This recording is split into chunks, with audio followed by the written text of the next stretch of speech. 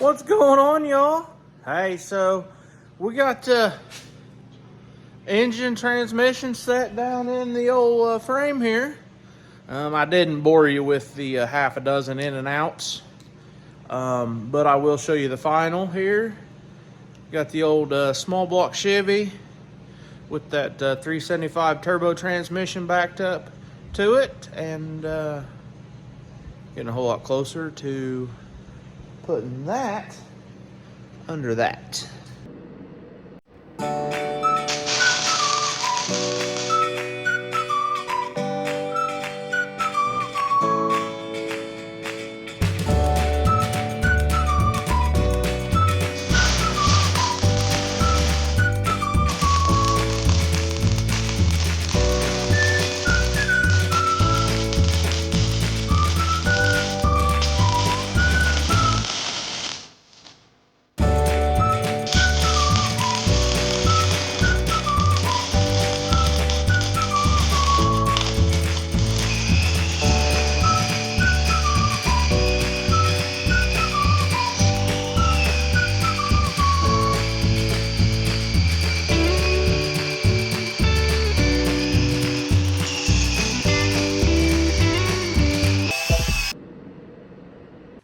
What's going on, y'all? So we're back at it. We got the engine transmission pretty well set in there. We're gonna pull the engine out one last time, get the motor mounts welded in, because we put the motor mounts on the cradle, set it down in the frame where we wanted it, and then we just tacked them in place. Now we're gonna pull the bolts, pull the engine up off the mounts, weld them in all the way, and then we're going to weld in our cross member and work on getting the engine and transmission, frame, all that buttoned up. As in, we're going to get slider put in it, tighten up all the bolts through the control arms on the rear end that are loose still, and yeah, I believe, quick rundown, it's going to be ready to go back under the body here hopefully by end of day. So it's time to get at it. Okay, so you see where we just threw a tack load right there, just to hold the engine mount in until we can get it up off there. All right, so you can see where we put the 3/8 plate to weld our motor mount to, because we've had to scoot it back so far to clear the steering. What we did was we bolted the motor mounts to the cradle, set them down on there, got it where we want it, tack welded it. Now we've raised the engine up. Now we're gonna weld our motor mounts the rest of the way to our 3/8 plates. Then we'll set the motor back in it and build a cross member.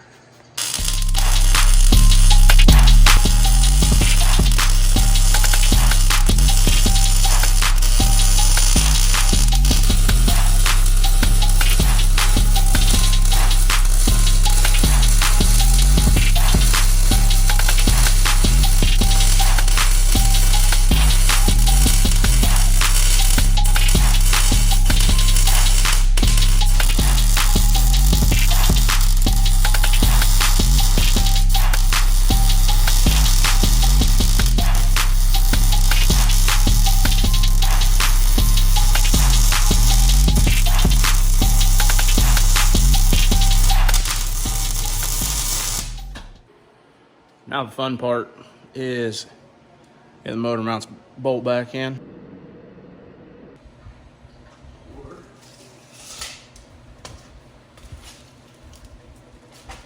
So what we're gonna do is I'm gonna take and cut some 2x2 angle, about 5-6 inches long, weld it to the side of the frame on both sides on the inside of the rail. And then we're gonna measure our 2x2 to length, sit it on the angle iron as like a shelf for the mount to it. And we'll wrap some rubber around the 2x2 cross member where it's gonna sit, the transmission's gonna sit on it, and then just kind of 9-wire the tail cone around the square tubing just to keep it in place, but yet let it move if it needs to.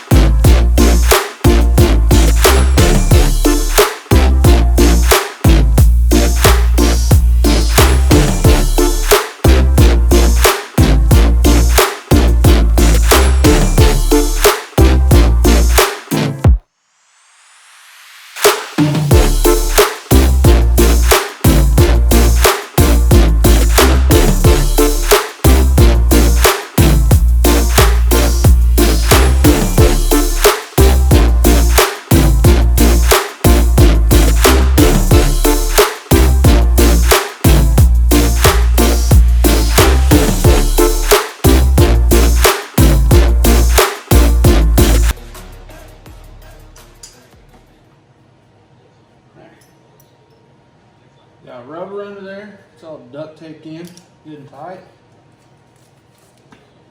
We just 9-wired it that way.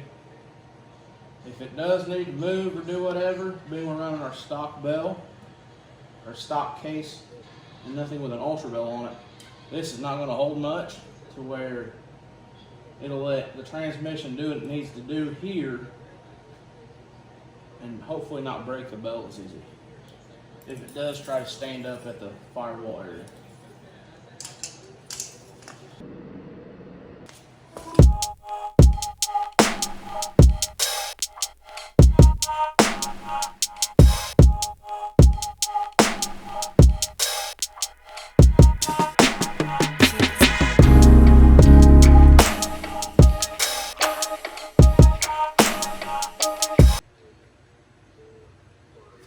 A little blue Loctite goes a long way.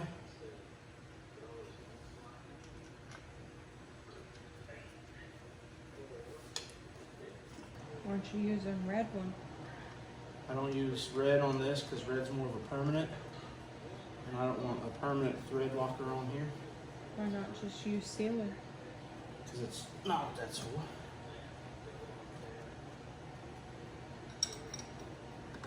Just thought I'd ask. Some people do that. Yeah. Doesn't seem like a grand idea. I guess use what you got.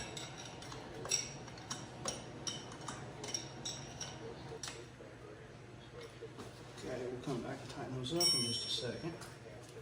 Now, let's go back into the back.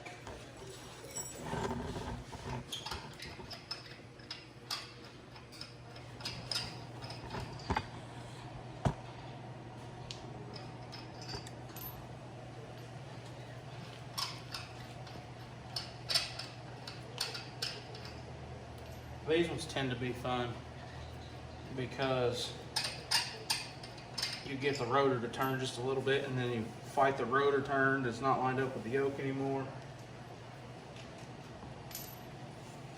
I wonder how far this is actually slid out safely.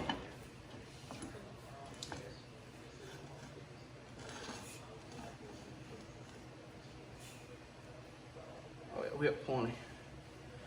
I've never used this in anything other than like a Crown Vic, so I want to make sure I don't have it extended too far because we shortened it years ago.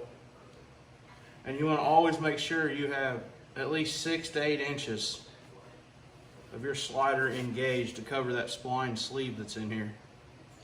Because if you don't have that fully engaged, you could twist your slider.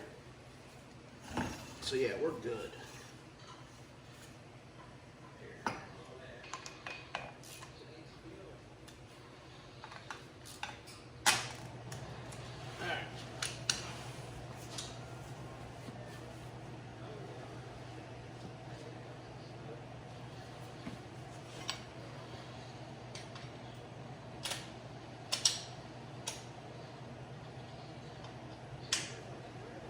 There's Park.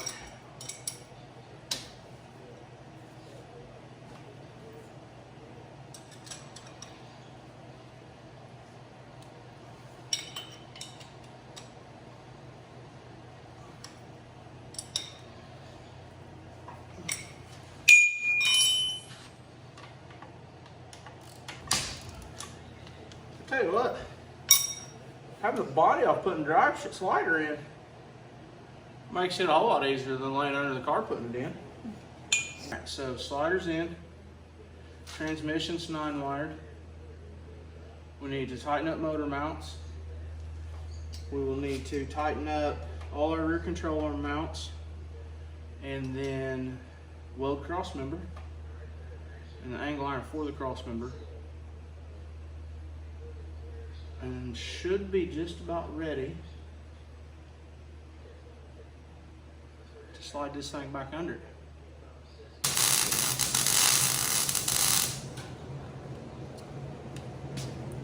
Yeah, right here.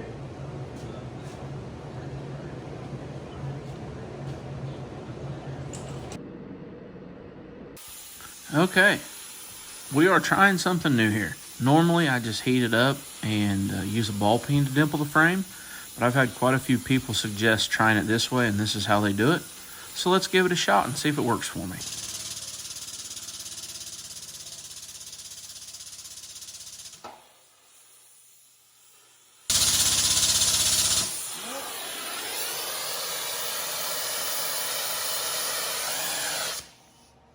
I knew it looked too easy to be true.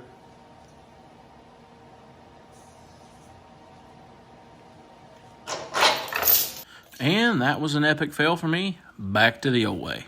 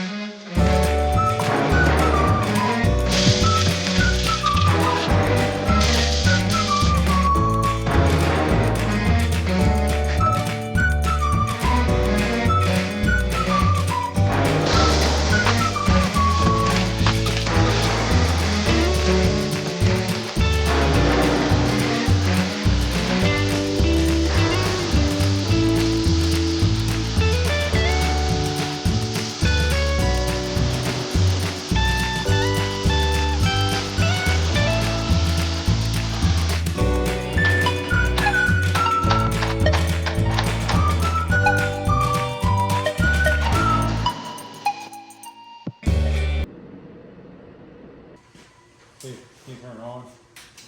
You get it ground? It's grounded. This wasn't turned on.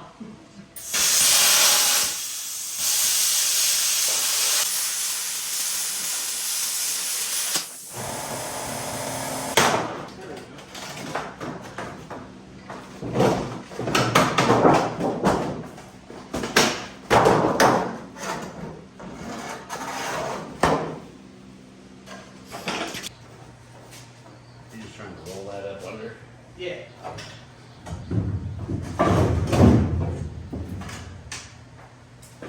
Unfortunately.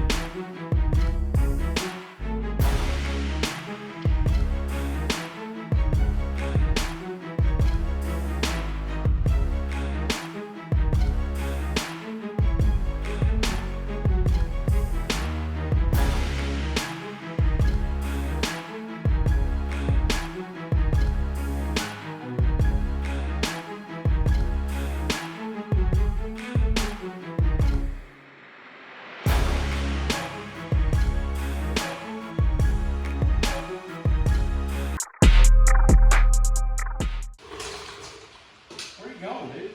To you? Okay. Thank you.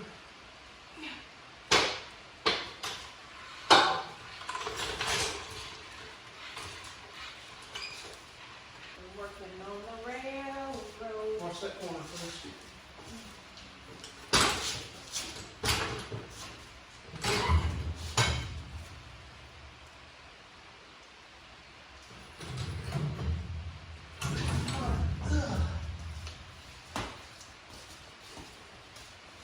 You need to go back. I don't have enough pads. I've noticed that. Did I move it any? Not at all. Oh. Just hold on, okay? What's going on, y'all? So, hey, we got the body put on it. Well, set on it. It's set back down. Frame slid under, got it back down on it. I got some video on it, but then some seasoned, professional, rookie camera guy, aka me, didn't realize it died. Battery end hadn't died, so I didn't get the end of it. But yeah, we got it set down on the frame, and we'll be working on body mounts and getting all that stuff buttoned up next. We do have to put the slider back in it, and then we will start working on body mounts. Everything's lined up pretty good. Can't really complain there. As you guys can see, it's not off too far. We just got shifted over just a little bit. We are going to clearance around the tunnel a little bit for the transmission to help relieve some pressure off the bell housing when everything starts to bend. And then we will cut the firewall out to make room for the distributor. That way there's no interference once the front starts to bend up. We don't want to break that distributor cap off. But it's coming right along, y'all.